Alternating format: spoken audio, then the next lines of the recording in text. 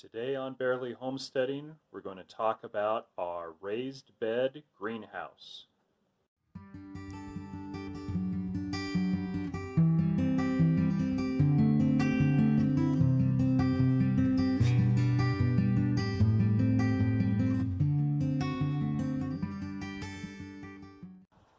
Mama Bear here from Barely Homesteading, and we are here today to talk about cold frames. Oh, did they flap? The chickens flapped. Okay. Go flap some at them, and go what do the chickens say? Go tell them bark, bark, bark. Lumberjack built this cold frame for me last fall and into the winter. Okay, go see the chickens and say bark, bark, bark.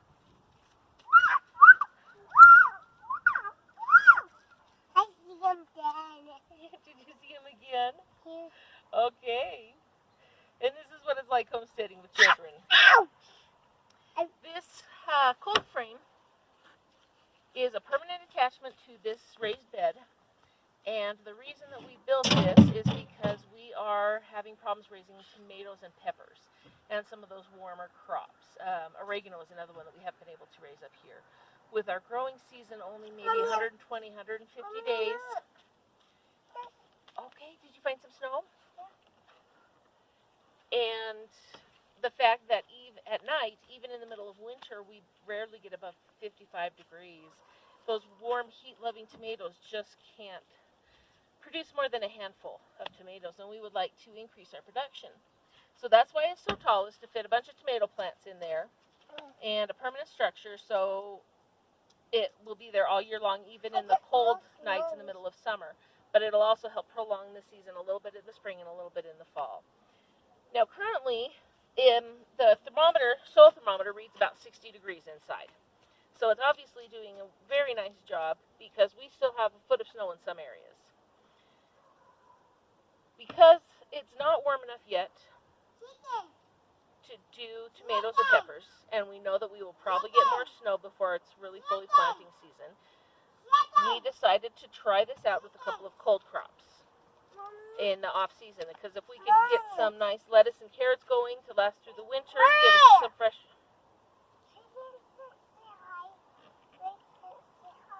Okay, the chickens didn't say hi? I'm so sorry. Why don't you go try again?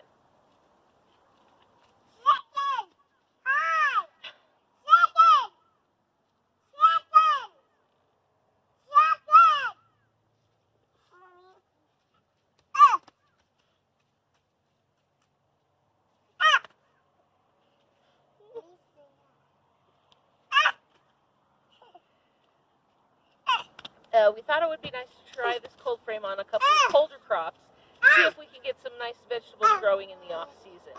So Saturday, on March 7th, we went ahead and planted some carrots and spinach and two different kinds of lettuce. We thought we'd just give it a try and see if anything happened to grow really well in there at this time of year. We know it's still dipping down a little bit at night, and in fact, we have had an inch of snow since then, but the temperature is still doing pretty good, and the cold frame is holding up strong. So we are here today to water the vegetables, and I have to say it's kind of fun getting my hands dirty in the garden again. So today is March 18th, Wednesday, and we have our first sprouted lettuce seeds. So far we don't see any carrots or spinach, although I think that they will be coming up shortly. We are very excited to see these signs of growth here and that our cold frame may be working.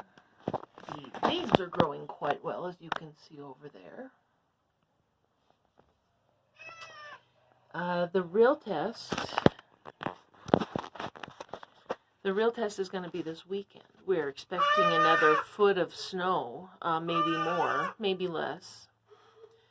But we'll see how well this cold frame can protect these baby plants and newly sprouted seeds and not yet sprouted seeds, and see if we can still keep them protected enough that they stay viable. But otherwise, we're really excited to see this sign of growth and to think about all the fresh vegetables that we are going to have this summer. Okay, so we want to take you on a little bit of a tour of our greenhouse that we have on our raised bed.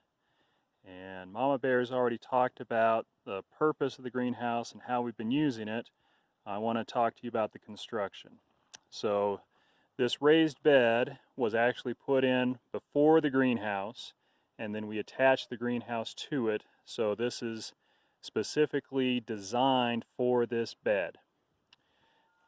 The sides are basically a 2x4 frame that I've nailed to the bed, and it is 3 feet high at the edges and 4 foot wide, and then it comes up at the peak about another foot. Just a simple 2x4 frame. Come in here. And so 2x4s on the sides and then a 2x4 in the middle. I've got a 2x4 on the diagonal to carry the shear load. Now up top, from side to side, I have two 12-foot long 2x6s nailed together for a header so that I can attach the doors to. That's sitting on some doubled up 2x4s. And then I've got 2x4s next to it to be able to attach everything to. And so the load from these 2x6 header gets transmitted down through that center 2x4. And then again, I've got some diagonals on the 2x6 header to the sides to give me the shear load side to side.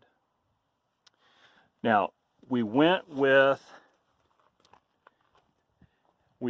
these gull wing doors that lift up entirely so that we would have good access to get in to the greenhouse for weeding and tilling up the ground, etc. They're rather heavy because of all of the wood that's involved to get them sturdy enough to use. I did end up on these diagonal supports cutting the 2x4s in half just to get the weight down a little bit. So I would not suggest going much wider than I have on these doors. These are 5 feet wide, and I got 2 of them for this 10-foot long bed. Then in the middle, there's a middle support. There's no beam in the middle coming down. What supports the middle are these 2 diagonals that come down and rest on the side of the raised bed. And so this gives us the middle piece here gives us a place where we can seal the doors and keep the heat in, and we're able to divide the total length in half to keep the doors down. Now the gull wing doors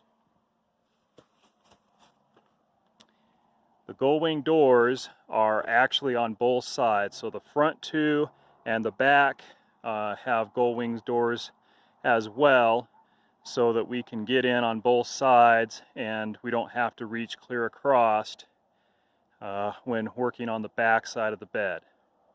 So let me open up one of those so we can show you what that looks like. So here's the greenhouse with both sides opened up.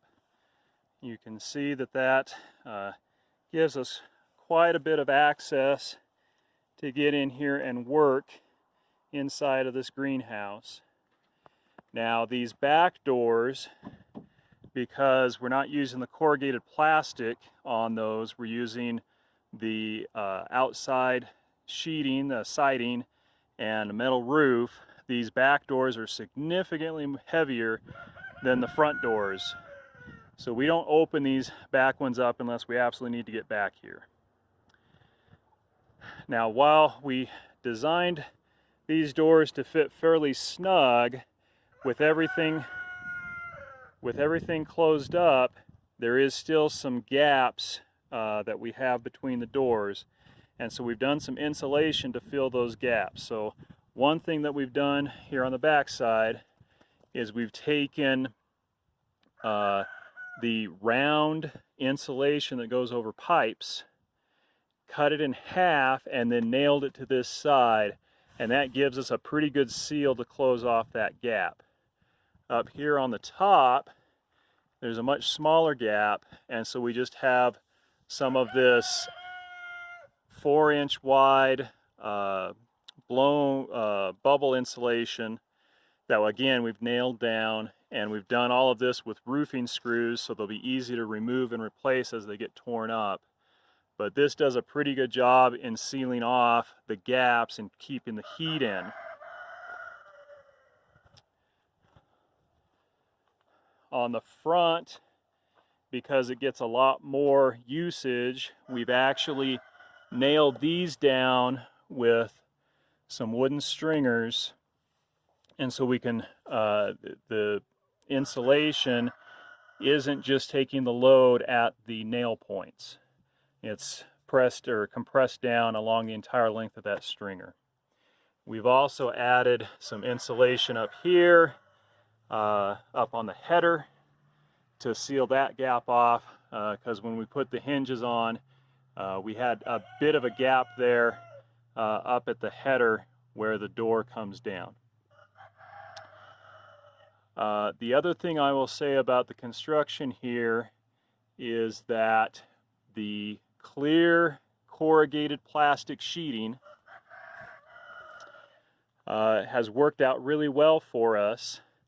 We used the foam closeouts rather than the wood closeouts so that we would get a better seal on the corrugated sheeting, and this lets the light in. The greenhouse gets very warm during the summer, and even now it's still getting rather warm in there, and so this has worked out pretty well. The one thing that I will say is that when we had the goats in here, the goats were kind of climbing up onto this, and you can see right there, they actually cracked some of our corrugated sheeting, and then Engineer Bear was out here with the weed whacker and took out a big chunk right there from the siding. So this plastic sheeting, while it's really good for what it does, it's not real durable if it gets a big impact. And so keep that in mind if you're going to be living somewhere where you're going to get a lot of large hail. That could actually damage this to the point where it's not usable. You may want to think about another material. But so far for us, this has worked out really well. The other thing I'll say about these gull wing doors is I designed this so that that gull wing door in the back, we would be able to open it up completely without hitting an adjacent greenhouse. So if we decide to put a greenhouse on this adjacent bed, this gull wing door would be able to open up completely without hitting that adjacent greenhouse. And it took a little bit of calculations and design work to do that. We don't think we're going to put another one of these greenhouses here. We think we're going to do something else in these beds. But it is designed that if we wanted to do that in the future, we could. The other thing that we've done is this greenhouse has given us a nice structure that we could attach this support to help hold up our chicken wire that's keeping the birds out. We found with some of the late snows that this chicken wire can accumulate enough snow on it that it will droop down significantly. So we're trying to get some supports up here to help keep that chicken wire up and not allow it to get enough snow that it's going to completely collapse this chicken netting on the garden.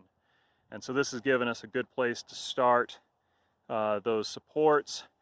And we're actually thinking about hanging some baskets from here and doing some hanging vegetables or fruit like strawberries in those baskets. And so that just gives us a little bit more room to be able to put some more stuff up.